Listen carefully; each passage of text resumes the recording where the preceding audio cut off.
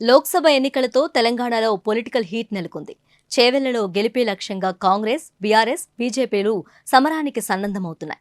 2008లో ఏర్పడిన చేవెళ్ల లోక్సభ స్థానంలో బీఆర్ఎస్ 2 సార్లు, కాంగ్రెస్ ఒకసారి జెండా ఎగురవేశాయి. గత 2 దఫాలుగా ఇక్కడ గెలిచిన బీఆర్ఎస్ ఈసారి విజయం సాధించి హ్యాట్రిక్ కొట్టాలనే పట్టుదలతో ఉంది.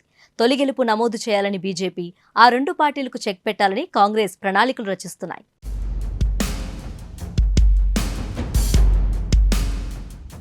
చేవెళ్ల సిట్టింగ్ ఎంపీ గడ్డం రంజిత్ రెడ్డి బీఆర్ఎస్ ను వీడి కాంగ్రెస్ అభ్యర్థిగా పోటీ చేస్తున్నారు.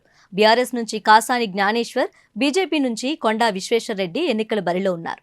2014లో కొండా విశ్వేశ్వర్ రెడ్డి, 2019లో రంజిత్ రెడ్డిలు బీఆర్ఎస్ నుంచి పోటీ చేసి విజయం సాధించారు. దీంతో ఈసారి ఎలాగైనా గెలిచి హ్యాట్రిక్ కొట్టాలని బీఆర్ఎస్ ప్రణాళికలు రచిస్తుంది.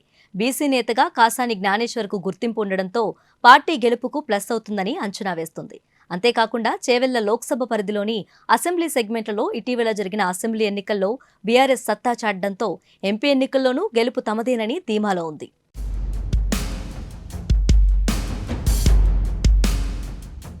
చేవెళ్లలో రెండో విజయంపై కాంగ్రెస్ స్పెషల్ ఫోకస్ పెట్టింది. 2009లో గెలిచిన ఆ పార్టీ 2014, 2019లో జరిగిన ఎన్నికల్లో ఓడిపోయింది. ప్రస్తుతం చేవెళ్ల లోక్సభ పరిధిలోని వికారాబాద్, తాండూర్, పరిగి నియోజకవర్గాల్లో కాంగ్రెస్ ఎమ్మెల్యేలు ప్రాతినిధ్యం వహిస్తున్నారు. రాష్ట్రంలో కాంగ్రెస్ అధికారంలో ఉండటం, ఇతర పార్టీల నుంచి నాయకులు చేరడంతో కాంగ్రెస్ కొంత బలం పుంజుకుంది. చేవెళ్లలో తొలి విజయం కోసం కమలదళం తీవ్ర కసరత్తు చేస్తుంది. 2019 ఎన్నికల్లో కాంగ్రెస్ అభ్యర్థిగా పోటీ చేసిన కొండా విశ్వేశ్వర్ రెడ్డి ఈసారి బీజేపీ నుంచి బరిలో ఉన్నారు.